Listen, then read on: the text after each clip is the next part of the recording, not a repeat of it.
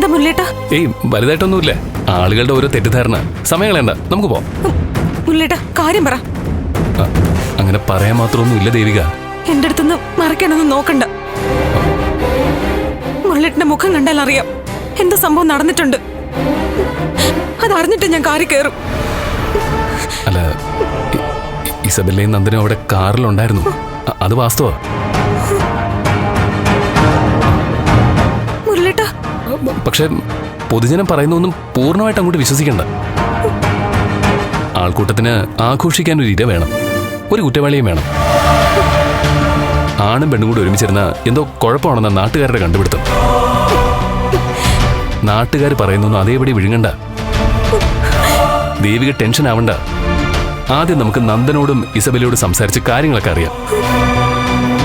നന്ദൻ ഒരിക്കലും ദേവികയെ വഞ്ചിക്കില്ല. നമ്മൾ ഈ ഊഹങ്ങളും കേട്ടുകേൾവിയും വെച്ച് സംസാരിക്കണ്ട. അവിടെ കാറിലെത്തുന്നതിന് മുമ്പ് ആരൊക്കെയായിട്ട് നന്ദൻ തല്ലുണ്ടാക്കിയത്രേ.